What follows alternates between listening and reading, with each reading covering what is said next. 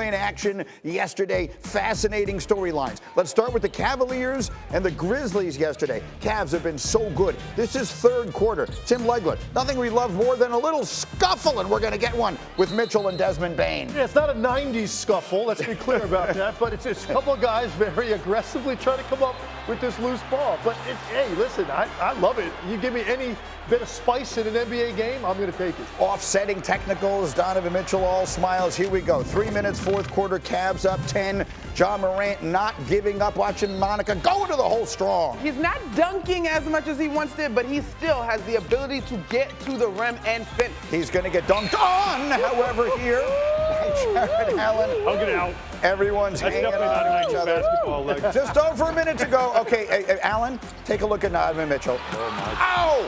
Yes, send it down.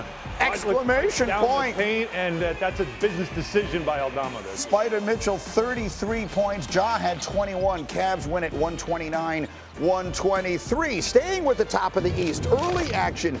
Knicks and Celtics in Boston. Monica, you were there. And the domination of the Celtics. Quick and Jason Tatum. Yeah, this happened quickly and early in this one. And it wasn't just Tatum. I mean, the Celtics got to whatever it is that they wanted, whether it was threes, whether it was getting to the paint. The ball was moving around the perimeter, snap, crackle, pop, and basket. Celtics have had 20-point leads in all 3 games against the Knicks this year. Fourth quarter, it's sort of a game. It was an 8-point game. That's Kristaps Porzingis with the dunk. Then it's Karl Anthony Towns on the other end, stuffed, and he seems to hurt the knee, but he would return to the game. Looks like he's okay, but this one, Legs, was all about the Celtics. Tatum would score 25. Yeah, they look laser focused right now, and they came out that way. The Knicks made their big run in the third quarter with Towns and Brunson, but once Boston recalibrated, they again separated from them. They couldn't have looked possibly better, and where does that leave us? Well, Kendrick Perkins yesterday on Countdown said this. And your 2025 NBA champions are the Boston Celtics. You're calling it now. Okay. All right, well, let's just go home. February 23rd. OKC is not beating them. The Nuggets Eastern. are not beating them. The Cavs are not beating them. The Knicks damn sure are not beating them. And the Milwaukee Bucks are not beating the Boston Celtics. When they want to turn it up another level defensively, it's no team, not the Knicks and nobody else around the league, that's going to challenge them. Kendrick Perkins just sent rings to Boston. Tim Legler, are you on board? Not to that extent. Come on. Look, I understand what he's saying, the way Boston looks right now. And I think we all were kind of expecting this at some point.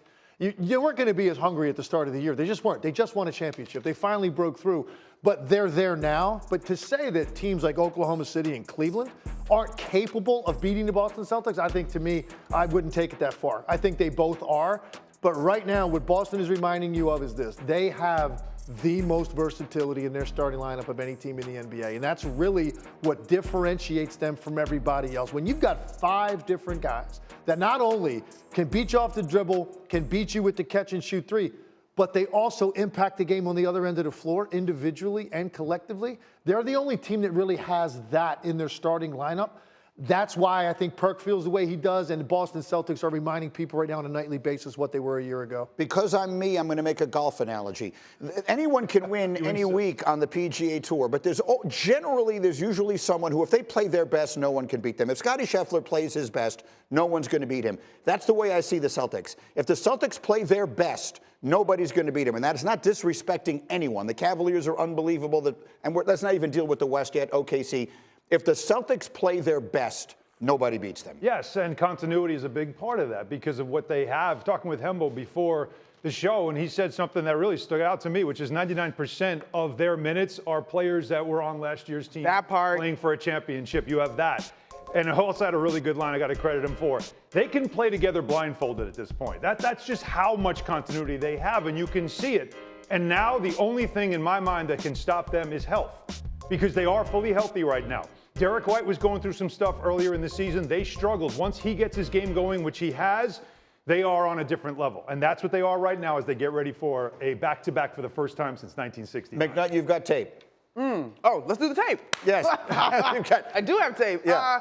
This to me is about how well this offense works. So everything that we just started talking about, right? The way that they move the basketball, they barely have to dribble. In fact, in this first play. So this was early in the ballgame. You can count the passes, but we can also count the dribbles. That was 1 by Derek White in the corner. I think Jaylen Brown's gonna give you 3 here or 2. So that's 3 total. The ball's just moving. And this is actually a good defensive possession by the Knicks in terms of contesting. And still, they're knocking down threes at a high clip. This time, Jaylen Brown is in the action. Look at Derek White off the weak side. Like, the Knicks are scrambling. They're doing what they're supposed to do, but the ball just moves and there's no hesitation. And again, guarded shot, but it's cash. This time, you're gonna get Jason Tatum top of the key. You give him this kind of room, good luck, right? You gotta drag your help defense in. Cornette is executing on the back end.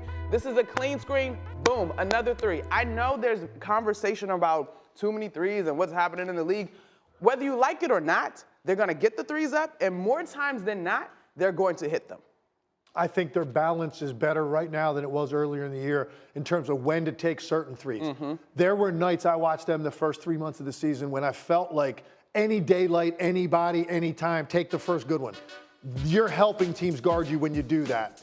They're not doing it as much now. And to Monica's point, they're showing a little bit more discretion of when to take those early quick ones that are semi-contested.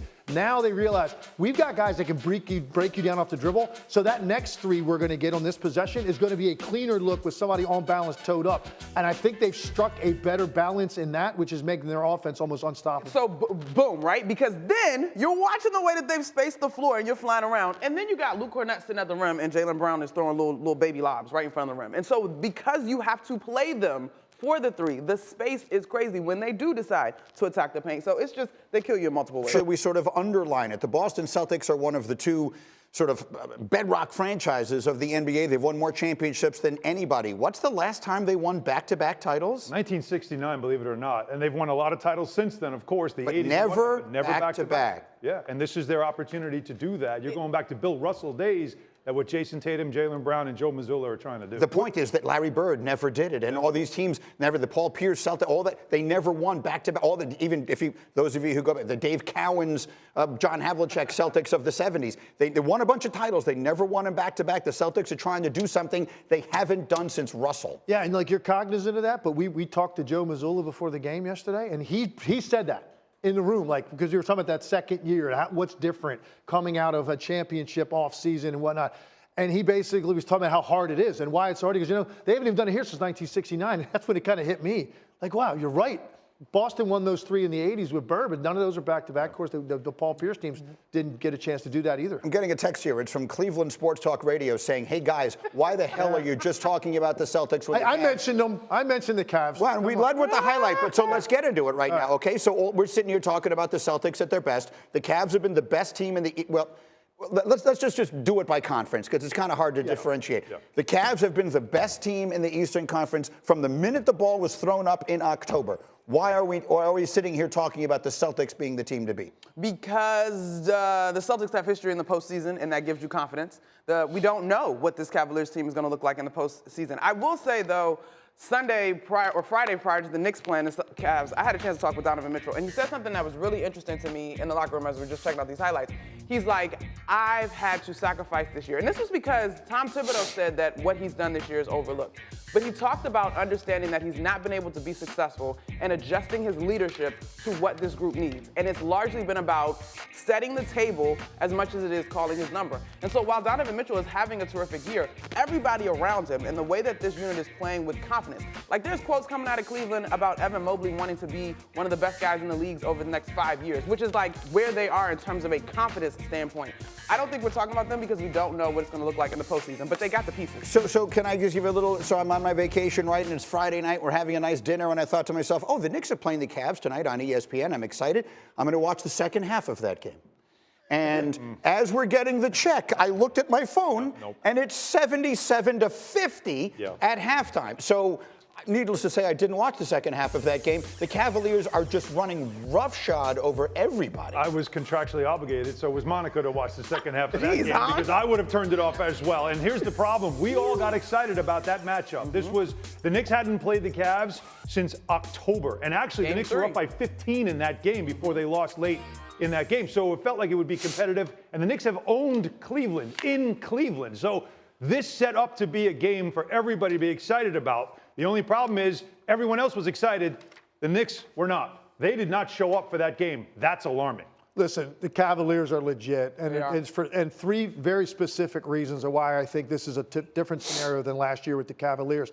I think, first of all, they just picked up DeAndre Hunter. I think that's one of the most underrated acquisitions in the league this year, and they specifically got him for Jaylen Brown and Jason Tatum. And by the way, it doesn't hurt. He also knocks down threes at a 40% clip. So you answered two things: your style, the way you like to play offensively, and a guy that can deal with these big forwards on your number one team you're trying to get past. I think the emergence of Ty Jerome has really been one of the stories in the league this year, too, and you saw it last night. He controlled the game in the fourth quarter for the Cavaliers. And then the last thing is the emergence of Evan Mobley. He's a different player offensively with his confidence, his aggressiveness. So you add all that up. This is a team that lost in the second round last year to the Celtics. This is a significantly better team. And I think, for me, they're absolutely looking the Celtics dead in the eye. I think they are capable of beating them, but you lean to the Celtics because of the experience. We'll do the West a little bit later. As far as the East, it's Cleveland and Boston, and they're not going to like hearing this in New York. Then it's a group of other teams that we find.